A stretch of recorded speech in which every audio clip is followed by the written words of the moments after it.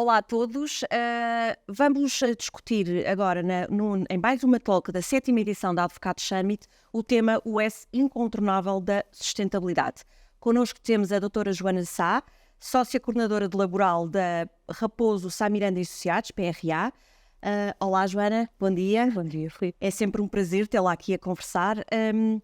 Vamos então explicar um bocadinho o que é este S, o que é o S do ESG, exatamente. Muito bem, muito obrigada, antes de tudo, pelo convite. O S do ESG.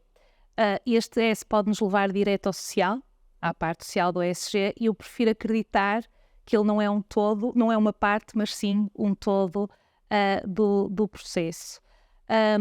Se calhar dar-lhe aqui algumas luzes em relação àquilo que é o tema no geral. Portanto, o ESG cuida da parte ou cuida da análise de 3 grandes vetores: o vetor do ambiente, o vetor social e o vetor da governação, e nos últimos anos teve positivamente, na minha opinião, uma emergência muito significativa em termos mundiais.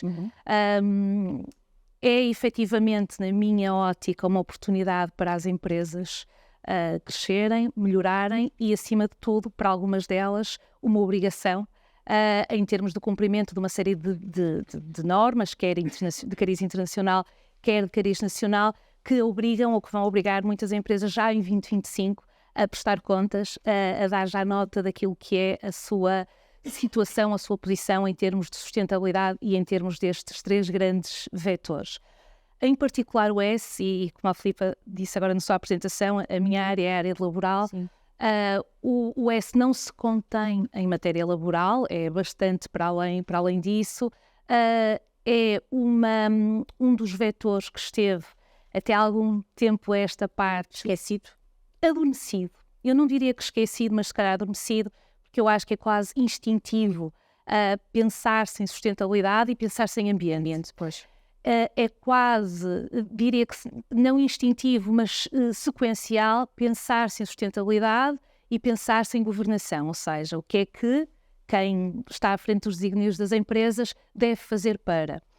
De facto, o social acaba por ficar um bocadinho, eu não diria esquecido, mas secundarizado, porque não é aquilo que resulta de uma análise a priorística do tema, mas efetivamente, quer ao nível de tudo o que é a legislação que já existe, quer ao nível dos objetivos e das guidelines, ao nível do desenvolvimento sustentável em termos internacionais, o S é tão ou mais importante na consolidação daquilo que são os princípios gerais da sustentabilidade. Quais é que são os primeiros passos que as empresas podem dar ou devem dar para dar de facto mais atenção a este vetor S, ao vetor social?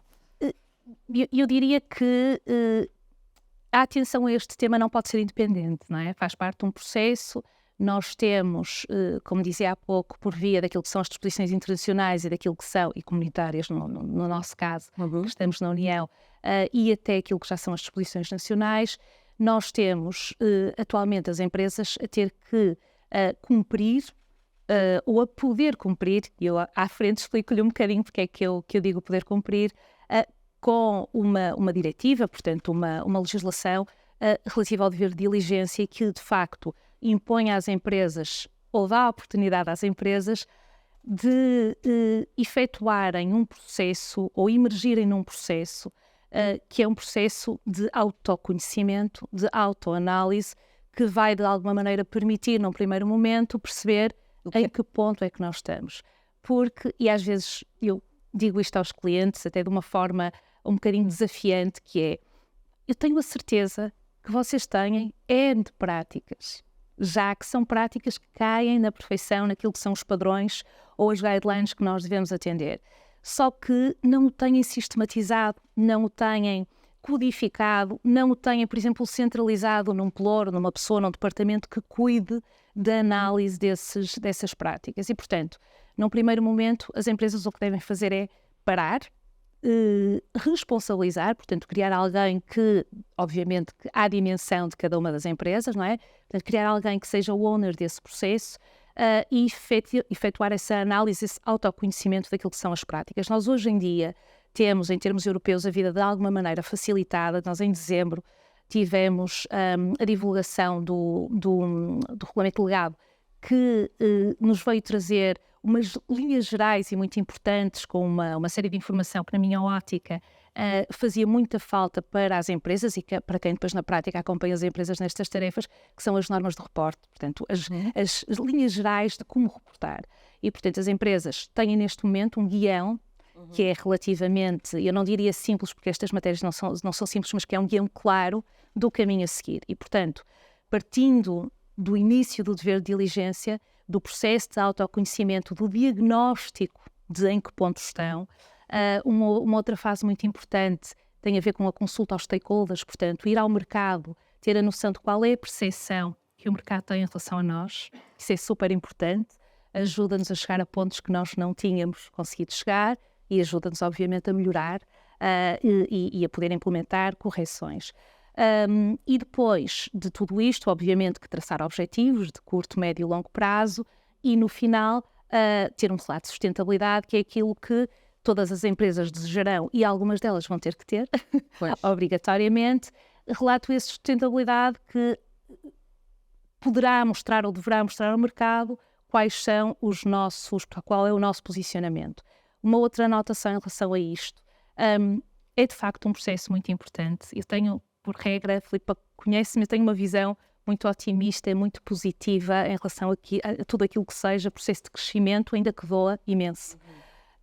Eu acho que de facto esta é uma oportunidade muito boa para as empresas se reinventarem em muitos segmentos. E o social é algo que significa uma verdadeira oportunidade de crescimento e de melhoria.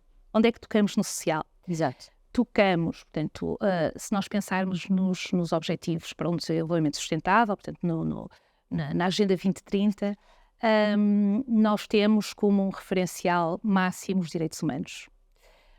E nos direitos humanos cabem uma série de realidades. É muito abrangente. Uma série de realidades. Também as normas de reporte vieram-nos ajudar aqui a perceber, para já, ou dar umas linhas iniciais, de pontos muito concretos que podem ser analisados a esse nível. E eu, se calhar, não tenho propriedade para fazê-lo, nem tenho conhecimentos profundos o suficiente para fazê-lo, mas da análise que já fui fazendo dessas normas, nós conseguimos segmentar nas pessoas, portanto, conseguimos segmentar uma avaliação do social naquilo que são as nossas pessoas e as pessoas com quem nós nos relacionamos, entre os nossos trabalhadores e as outras entidades com quem nos relacionamos, e depois no impacto também junto das outras entidades com quem nos relacionamos na cadeia de valor. Um exemplo muito típico. Por onde é que eu posso dizer a um cliente para começar uma avaliação desta natureza? Como é que nós estamos em termos de direitos laborais? Nós temos boas práticas, não só divulgamos, mas também levamos a cabo as práticas em matéria de higiene e segurança no trabalho. Por exemplo. Evidências.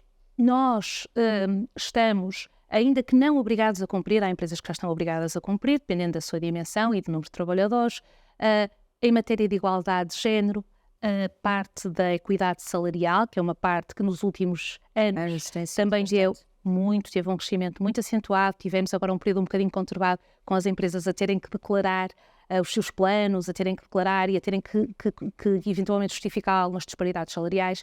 Temos também algo que não se fala muito, mas a que eu dou muito valor e que faço questão na minha área de prática de incentivar os clientes ao cumprimento, até porque se não cumprirem têm consequências, claro. É fácil disso, e que tem a ver com a integração, a política relativa à contratação de trabalhadores portadores de deficiência.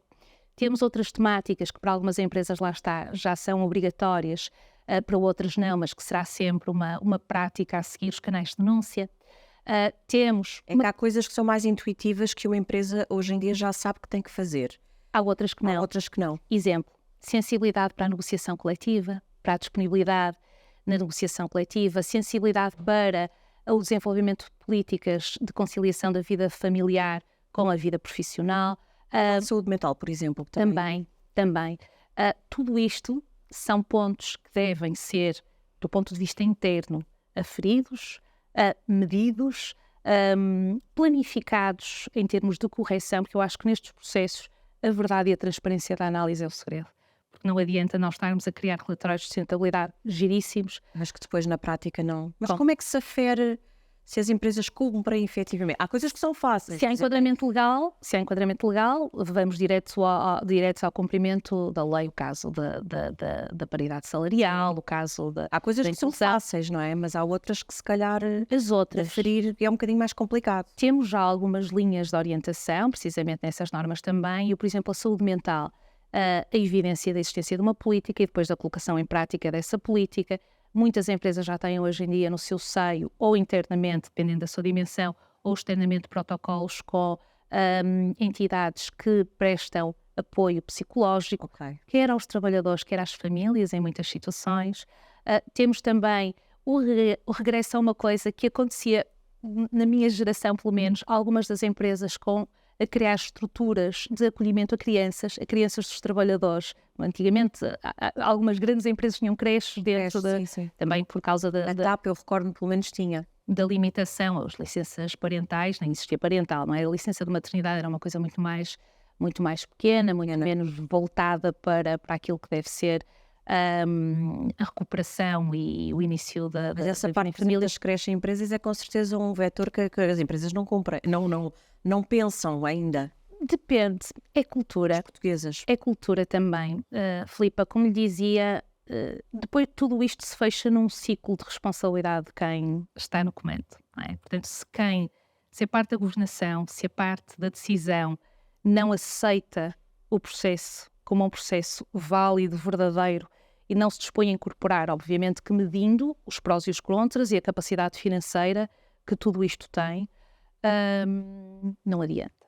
Não adianta fazer grandes planos, nem embelezar muito. Eu acho que tem muito a ver com a aquisição de consciência. Acho que os últimos fenómenos, em termos mundiais, vieram ajudar a acelerar este processo.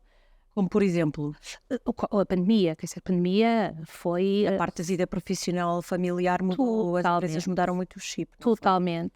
E na saúde mental, na necessidade de apoio. Totalmente. Mesmo a tendência, por exemplo, atualmente não, de há uns anos a esta parte, talvez na última década, nós temos um crescimento gigantesco de determinadas áreas, designadamente a área tecnológica, em que reter pessoas é muito difícil, não é? Nós ouvimos todos que reter pessoas na parte tecnológica é muito difícil.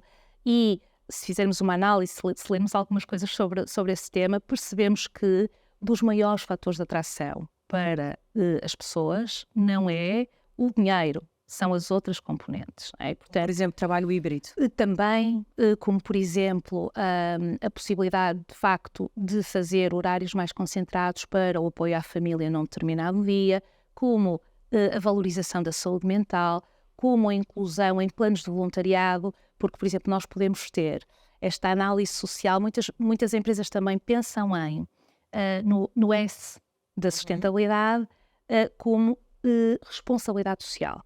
E não está mal. Não está mal. Não está mal porquê? Porque a partir do momento em que nós nos comprometemos e que temos um papel relevante, seja ao nível de contribuições financeiras, seja ao nível de apoio das nossas pessoas a voluntariado em determinados projetos, nós também estamos a cumprir uma função muito importante e de cariz social. Basicamente, eu diria que o social, ou a valorização do social, do que está bem e do que está mal, é tudo aquilo que, na verdade, tenha um impacto do ponto de vista social. Mas a sensação que dá na opinião pública é que as empresas portuguesas ainda estão um bocadinho aquém de muitas empresas mundiais, a nível de, por exemplo, dos direitos na parte da equidade salarial, etc. Aliás, há estudos relativamente que as mulheres em Portugal continuam a ganhar menos que os homens. Portanto, isto vai ser um caminho, era suposto já estar um bocadinho mais acelerado do que está agora. Eu acho que era suposto, em termos globais, estar um bocadinho mais acelerado. Eu outro dia assisti a um programa muito, muito interessante, que não falava sobre a parte social, mas que falava sobre a parte ambiental, mas depois tudo isto é bola de neve, e que dizia que, efetivamente, também a economia europeia influencia todo este processo. Exemplo, nós, prestadores de serviços, temos uma realidade diferente, mas a indústria. E nós, em Portugal, não é que tenhamos uma indústria altamente expressiva, mas temos uma franja grande dedicada à indústria que tem preocupações gigantes do ponto de vista do cumprimento do E, da parte do A, do ambiental. E, efetivamente, depois temos a necessidade de enviar para o mercado, de entregar ao mercado, em condições manifestamente diferentes em termos de preço, que tudo acarreta, não é? Que a produção acarreta. A produção não é colocar as peças. Foi ter comprado a máquina, que representou a eliminação das emissões, ter implementado práticas que vieram trazer aos trabalhadores um maior conforto do ponto de vista das suas regalias. E depois temos a China, ou outras geografias, com um nível de competição, em termos de produção, muitíssimo agressivo. Sim. E, portanto, eu diria que é apenas uma opinião, e até por aquilo que venho lendo em relação ao reporte voluntário, ao preenchimento voluntário que algumas empresas vão fazendo sobre o seu estado e sobre o seu nível de compromisso, aquilo que eu acho é que não é só falta de vontade, é falta efetiva de condições e, portanto, acho que a par da regulamentação, devíamos ter um efetivo auxílio às empresas, ou um permeio às empresas. Auxílio público do Estado? Eu penso que em termos europeus, esta sensibilidade, existem vários instrumentos, não é uma área que eu domino, portanto eu não consigo falar com a suficiente propriedade sobre esse tema, mas eu penso que não se trata só de falta de vontade, trata-se de uma luta às vezes quase diária para levar um negócio por diante, e estes temas vão ficando um bocadinho para trás. Em 2025 nós temos já as grandes empresas obrigadas a reportar, temos um tecido empresarial português muito composto por PMEs, para elas ainda não temos. Ainda não há essa obrigatoriedade. E também está ainda em desenho, estão ainda em desenho regras mais particulares e mais específicas. Existe noção da preocupação também das PMEs em relação a esse tema. O que eu acho é que é uma oportunidade fantástica para começar a preparar o processo. Nós, de facto, quer queiramos, quer não, uma PME está numa cadeia de valor, está numa cadeia de produção, e temos várias empresas internacionais a pedir relatórios, declarações de sustentabilidade. E se não as temos, estamos fora da cadeia. Fora, pois. Sim. Por isso também é um fator de competitividade que Portugal tem que abrir os olhos. De qualquer das formas, no caso específico do vosso escritório, Sim. enquanto empresa, o que é feito nesse lado mais social? Muito bem. Nós na PRA, trouxemos para a mesa de trabalho, literalmente, o ESG numa dupla vertente. Na vertente interna, e é essa que a Filipa me está a perguntar, trouxemos-lo de uma forma paulatina, fomos trazendo de uma forma paulatina. Nós ainda não temos a nossa declaração de sustentabilidade, portanto ainda não reportamos, porque estamos ainda na fase não do autoconhecimento, essa já a passamos, é um processo que tem vindo a ser conduzido ao longo dos últimos 2 anos, de uma forma mais sistematizada e mais plena. Trabalhamos internamente ao nível de Conselho de Administração e das pessoas que estão destacadas a este tema, para a correção de todos aqueles pontos que nós selecionamos como pontos que deveriam ser melhorar. Exemplo, nós temos neste momento, um bocadinho pós-pandemia, mas temos neste momento uma política de home office que visa precisamente a conciliação da vida familiar com a vida pessoal.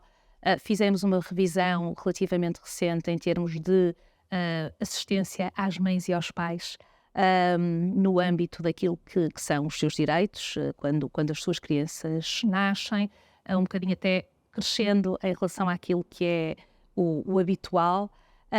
Temos também sempre... Mas alargaram, por exemplo, licenças de parentalidade?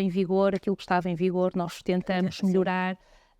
Temos, e há bocadinho falávamos também sobre isso, o permeio de várias iniciativas que demonstram o compromisso com determinados valores e com questões importantes. Temos os programas Pro Bono, que são levados a cabo não só no âmbito da Associação Pro Bono em geral, mas também com várias entidades com quem nós nos relacionamos historicamente, outras que vão chegando à PRA pela mão de outras entidades ou então de colegas da PRA, e sempre projetos que tenham em vista a defesa dos direitos humanos, a defesa daquilo que nós consideramos como o pilar para que tudo funcione e para que tudo seja, para que haja garantia do acesso ao direito, para que haja garantia do acesso a condições economicamente respeitáveis, e por isso temos, não quero estar aqui a nomear, mas temos projetos com associações muito interessantes, muito relevantes, também muito na área E esses projetos têm uma maior adesão aos advogados mais jovens ou aos advogados mais... Transversal. É transversal. Os mais jovens, como vêm com imensa energia, querem abraçar tudo. E há colegas também, não é? Sim, há colegas mais velhos que, por tendência, priorizam esses processos, e também, muitas vezes, esses processos, normalmente as nossas equipas são multidisciplinares e, portanto, não só, raramente temos um único colega a intervir num tema. Esses projetos muitas vezes agregam outra coisa muito engraçada e que também casa e entra no S da sustentabilidade de uma forma fantástica, que é o combater o gap geracional e, portanto, trazer da geração mais nova, ou ir buscar à geração mais nova tudo o que melhor pode trazer, claro.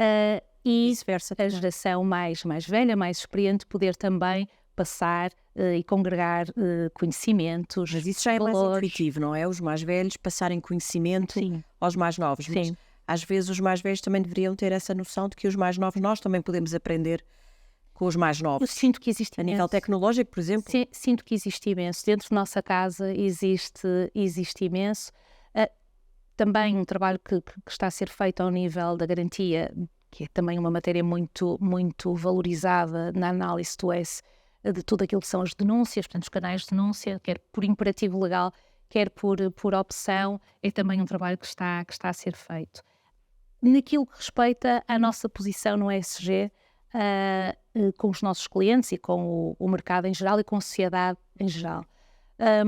O que nós temos vindo a fazer, o caminho que nós temos vindo a fazer, que eu acho que é não menos importante, é um trabalho interno de capacitação das pessoas e da sensibilização das pessoas para aquilo que não é o by the book, aquilo que não está exclusivamente na lei. De certa forma, dar uma formação, digamos assim, desafiar, às pessoas, explicar no fundo que não é só... Às vezes há questões sociais mais intuitivas que agora estão muito na moda, e não digo isto de uma forma pejorativa, como por exemplo a igualdade, de haver tantas mulheres como homens nos escritórios de advogados e noutras empresas, mas há outras que são menos intuitivas, como falava há bocado de pessoas com deficiência, por exemplo. Nem todas as empresas têm essa sensibilidade. Sim. E depois outra questão que lhe colocava tinha a ver também um bocado com a postura das sociedades de advogados em relação a isto no geral. Porque há muitas sociedades de advogados que ainda têm, ainda é um mundo, há muitas que já são verdadeiras empresas com todas essas preocupações, mas há outras que fazem as coisas um bocadinho porque tem que ser, não é? E não tanto depois vai saber, e as próprias pessoas que dizem que fazem não são pessoas que no seu dia-a-dia pratica isso. Como é que se muda essa mentalidade na advocacia? Eu acho que na advocacia vai acontecer exatamente o mesmo que com os outros setores de atividade. Mas eu acho que está um bocadinho mais atrasada, se calhar, do que outros setores, não é do que todos, é do que outros setores. Do que eu tenho lido sobre as declarações que vão fazendo outras sociedades de advogados, eu penso que há um caminho sério que está a ser feito, pelo menos por aquelas sociedades que têm vindo a público falar sobre o tema. Eu acho que há um caminho sério que está a ser feito, até porque, como lhe dizia, é natural seleção. Ou seja, quem não estiver alinhado, não podemos acreditar que nós vamos conseguir entrar num cliente internacional, numa grande empresa, se não tivermos um código de conduta para lhe exibir, ou se não aderirmos ao código de conduta deles com sentido crítico. Se não conseguirmos demonstrar, através da nossa declaração de sustentabilidade, que nos vai começar a ser pedida. Um exemplo super prático, a banca. Todas, ou quase todas as instituições bancárias, neste momento, ou estão até tomar a iniciativa de nos enviar questionários para o preenchimento, tudo numa ótica voluntária, atenção, para reporte de questões ligadas à sustentabilidade, e depois até dão uma pontuação. E, portanto, qualquer sociedade de média e grande dimensão, hoje em dia relaciona-se, com a banca obviamente, mas relaciona-se também, se tudo correr bem, com players importantes de mercado nacional e internacional. E se não acompanhar, o comboio vai passar e não vai apanhá-lo, Filipe. Isso eu não tenho dúvida nenhuma. O fechar os olhos, o mascarar, o tentar ter uma declaração de sustentabilidade por ter, não é solução. De todo. Mas até agora ainda podem passar mais ou menos incólumes a isso, não é? E como digo, não temos uma legislação que nos obriga, até pelo número eventualmente, mas em termos de classificação, acho difícil cairmos nessas classificações, mas temos o mercado a pedir, o mercado a solicitar e, portanto, num ou noutro eixo, nós, se não estivermos alinhados, não vamos E como é que conseguir se faz isso ultrapassar. nos escritórios de advogados, que aliás a maioria da advocacia não é em prática societária sequer, e os grandes escritórios como os vossos, que têm essas políticas já todas definidas, são um número muito pequeno. E aqueles escritórios daquela advocacia um bocado antiga, no sentido em que não estão iguais ao que estavam há 10, 20 anos, com sócios mais velhos, Sim. acha que isso, escritórios com 10 pessoas, 10 advogados, 15, é muito difícil. O target de clientes é diferente, não é? Portanto, o nível de exigência, aquilo Também que é eu falava, diferente, é pois. diferente e eu penso que continuará a haver espaço para todos os tipos não tem nenhum tipo de conotação, atenção, o tipo de advocacia não tem conotação, mas um tipo de prática diferente da outra. Eu penso que continua a haver espaço. Se eu tivesse um escritório pequeno e se tivesse 10 advogados e o target dos meus clientes não fosse um cliente que me vai pedir uma declaração de sustentabilidade, eu fazia o caminho.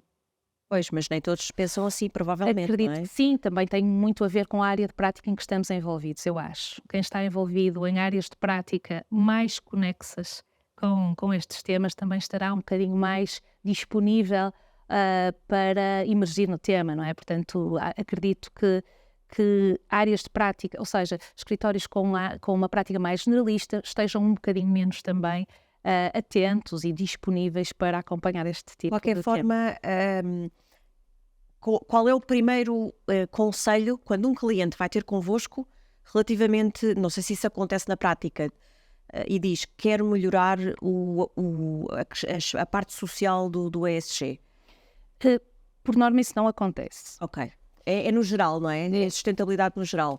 Sim, por norma isso não acontece, salvo se o cliente estiver junto de uma entidade que faz consultoria nesta área, ou estiver ligado a alguma associação, tiver já feito aquele reporte voluntário e, portanto, lhe tiverem sinalizado ali algum gap. Qualquer coisa, ok. Mas, por norma, nós fazemos esse trabalho. Ou seja, os clientes são mais reativos, supostamente, e o vosso papel é serem mais preventivos. Corretíssimo. Lá está, ao terreno. Tem a ver com áreas de prática. Na minha área de prática... É muito importante esse fator social. E muito fácil. É. Ou seja, o fazer-se um diagnóstico de cumprimento ou incumprimento de matérias em termos de higiene e segurança no trabalho, em termos de igualdade de género, é simples como faz ou não faz. E se faz bem? Ok. Não faz, é preciso fazer. E, portanto, parte muito do nosso lado, lá está, com a sensibilidade apurada para este tipo de tema e não só absolutamente focados, o contrato tem um termo válido ou inválido, ou seja, as férias estão bem marcadas ou mal marcadas. Portanto, é muito importante que um advogado abra o seu espectro, que era aquilo que eu lhe dizia há bocadinho, de o trabalho que nós temos feito do ponto de vista daquilo que pretendemos entregar ao cliente. É um trabalho de capacitação e também de abertura do espectro das nossas equipas para temas que tradicionalmente não são os temas do BABA, do direito laboral, do direito do ambiente é mais, porque é uma parte super regulada, mas que nós possamos entregar ao cliente uma solução que é quase global. Global. Sim. Ou seja, o papel de um advogado de direito laboral mudou muito também. Nos últimos anos, sim, mas devido também a esta questão da sustentabilidade. Completamente. Já não é só o despedimento com justa causa, horário de trabalho que vai além do que é suposto. De qualquer das formas, já falou aqui em muitos exemplos práticos do que é que estamos a falar quando falamos desta questão social. Quais é que são aqueles que a Joana nota que são totalmente ignorados pelas empresas, no sentido em que têm que ser chamados à atenção? Porque há os óbvios, quer dizer, os intuitivos também por questões de contexto, não é? Depois do Me Too, a questão, por exemplo, do assédio e no canal de denúncias, o mundo acordou para isso, como se nunca tivesse existido e de repente as pessoas sentem-se obrigadas felizmente. Mas quais é que são aquelas que não são intuitivas, além dos canais de denúncia, além da igualdade salarial, além desde a pandemia, da questão do equilíbrio da vida pessoal com a vida profissional? Quais é que são aqueles que, se a Joana me disser, eu fico, olha, nem tinha pensado nisso? Vai-me responder assim. Uma outra componente, portanto, nós podemos desdobrar, como lhe dizia há bocadinho, entre as nossas pessoas, as outras pessoas com quem nós nos relacionamos, os prestadores de serviço, em relação também aos quais é necessário ter depois ali uma série de cuidados ao nível das verificações, mas depois há a comunidade em geral. Exemplo, e de uma parte que deve ser avaliada no âmbito da responsabilidade pelo cumprimento do S. Se na nossa cadeia de produção nós integramos empresas que não respeitem os direitos humanos. Exemplo, a mão de obra escrava. Quantas vezes, adorei a sua expressão. Isso tudo, não é preciso de falar. Quantas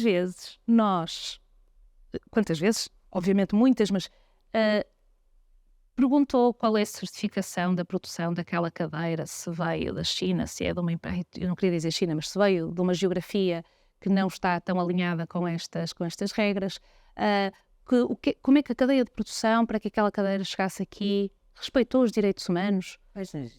Está a ver aquelas coisas que nós vemos hoje em dia nas redes sociais, algumas mais fidedignas, outras menos, mas que têm a ver com gente em fábricas a meter coisas que depois os nossos filhos recebem em casa, todos contentes, em pacotes, a um preço baixinho. Muitas vezes são crianças a empacotar isso. Claro. O modern slavery, a mão de obra escrava, a ausência de respeito pelos direitos sociais e políticos, a ausência de respeito pelos padrões mínimos de sobrevivência e pelos direitos económicos, são pontos que devem fazer parte da nossa avaliação. E é isso que eu acho, a sensibilidade para o cumprimento das leis laborais, os direitos humanos, um bocadinho na visão europeia. Acho que qualquer empresário, qualquer pessoa que esteja à frente dos desígnios de uma empresa, de uma instituição, vai tendo. A outra parte, que é a parte das cadeias, que não deve ser desvalorizada, a parte da segurança da informação, é uma parte que também parcialmente casa aqui. Tudo isso é todo um mundo novo que as empresas devem passar a atender e incorporar nos seus processos de diagnóstico. O vosso trabalho também, não é? É um caminho. É alertar para coisas menos intuitivas nesta questão. Claro. De qualquer forma, a nível de... por exemplo, há bocado falávamos um bocadinho no contexto europeu, como é que Portugal estava. E a nível, por exemplo, Portugal relativamente aos Estados Unidos. Estados Unidos dá-me a ideia que em certas coisas está mais à frente nestas questões. Também por ser empresas muito maiores, não é? Provavelmente já são obrigados e têm o tal vetor vinculativo que nós não temos.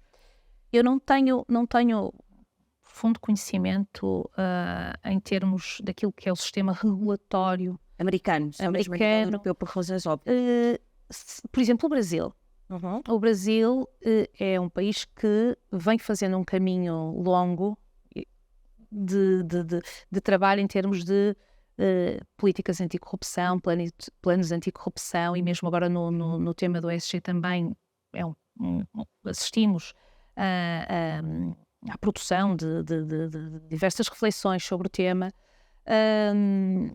Os Estados Unidos têm fortíssima regulação a diversos níveis. O que é que eu acho que mais do que a regulação, por exemplo, nós em termos europeus, nós temos as guidelines europeias, temos a diretiva do dever de diligência, temos agora as normas de execução e depois temos uma panóplia de legislação paralela e de conformação de tudo isto, uma mais setorial, uma mais ligada ao ambiente. Em Portugal depois também temos um desdobramento portanto, temos a lei, temos as disposições setoriais ligadas à igualdade de género, temos a Lei Geral do Clima. Na Europa temos dois países, a lei do dever de diligência alemão e francês é também já aqui um motor de inspiração. O que é que eu acho em relação ao nível de maturidade, ou ao nível de envolvimento, ou ao nível de compromisso? Nos últimos anos os Estados Unidos tiveram uma viragem em termos de comando do país, muito menos de priorização desses temas e que, portanto, os fez durante esse período regredirem de uma certa forma. Claro, e nós vimos a ausência de adesão a uma série de instrumentos internacionais e, portanto, eu diria que do parco conhecimento que tenho em termos de análise, a Europa está positivamente muito bem posicionada, muito bem posicionada. Os países muito mais comprometidos, alguns deles, principalmente aqueles que estão na cauda do ponto de vista económico, com muito mais dificuldades. Queria perguntar, dentro da Europa, quais é que são os que estão mais bem lançados? Os ófios? O centro da Europa, não é? Portanto, Alemanha, França. Outro dia a reportagem que eu ouvia sobre a dificuldade industrial era da Chequia, da República Checa, onde se relatava precisamente a dificuldade gigantesca em termos de concorrência com outros mercados e o custo elevadíssimo, principalmente na parte do ambiente, para cumprimento daquilo que são os padrões atualmente exigidos. E, portanto, eu não acho que Portugal esteja melhor ou pior, eu acho que Portugal está no caminho. Eu penso que sim, e acho que, de facto, o começarmos a ter um timing bastante apertado para o primeiro reporte, para a primeira declaração de sustentabilidade de algumas empresas de 2025, é um facto importante, portanto, é uma coordenada muito Este importante. governo está empenhado nisso, do que tem lido, quais são as intenções, e eu gostava no programa de E eu governo. acredito que sim. Pois, Eu não acredito tem que outra sim. hipótese, não é? Acredito que sim, estamos ainda no início de legislatura, vamos dar o benefício da dúvida de que sim. Eu acredito que qualquer governo, entidade que esteja disposto a fazer melhor pelo seu país terá necessariamente que apoiar todas as iniciativas que levem a cabo e, acima de tudo, ajudar o seu tecido empresarial a competir com outros com idêntica regulação, para que também em termos europeus não fiquemos atrás. Claro. Joana, foi um prazer, já chegámos ao fim do nosso tempo. Muito obrigada. bem. Terminamos assim mais um painel da Advocados Summit. Espero que tenha gostado. Obrigada.